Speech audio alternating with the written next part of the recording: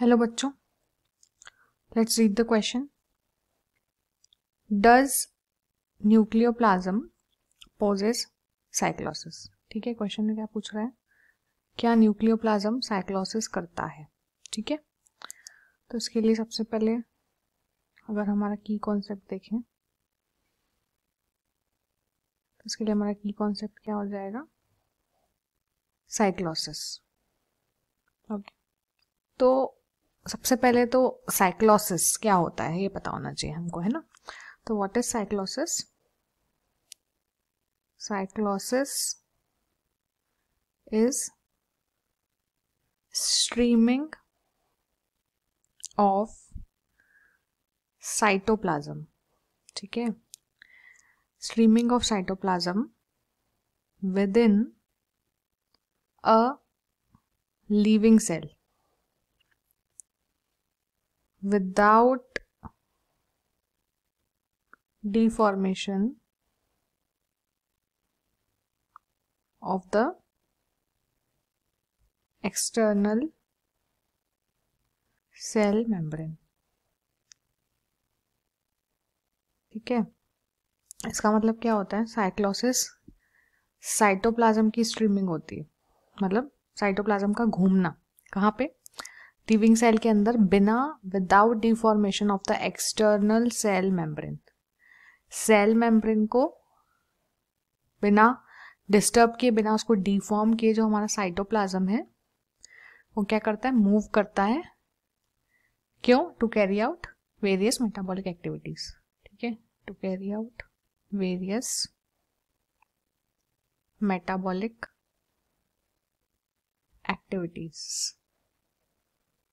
तो अब हमसे यहाँ पे क्वेश्चन में पूछ रहा है, डज न्यूक्लियोप्लाज्म पोजेस साइक्लोसिस, है ना.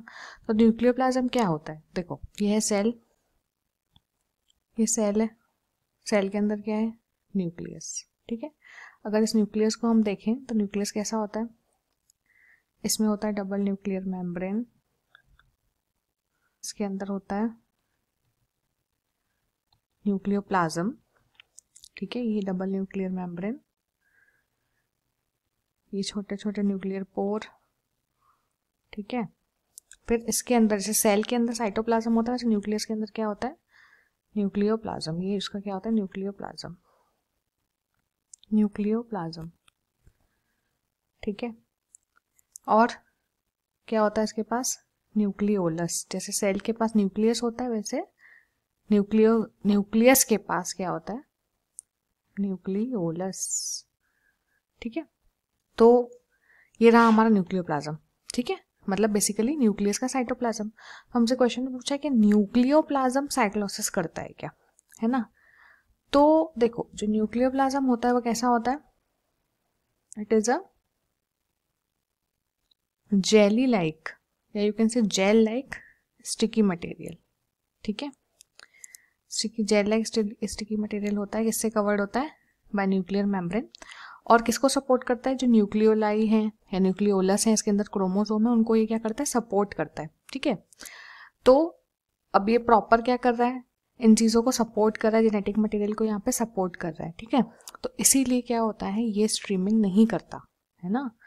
जो न्यूक्लियोप्लाज्म होता है वो ना साइक्लोसिस करता है, ना ही स्ट्रीमिंग करता है.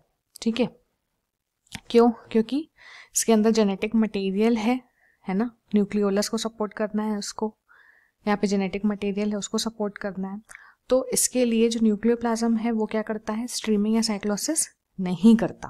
ओके, तो हमारे क्वेश्चन में हमसे यही पूछा था कि डज न्यूक्लियोप्लाज्म पोजेस साइक्लोसिस, तो no, only cytoplasm possess cyclosis.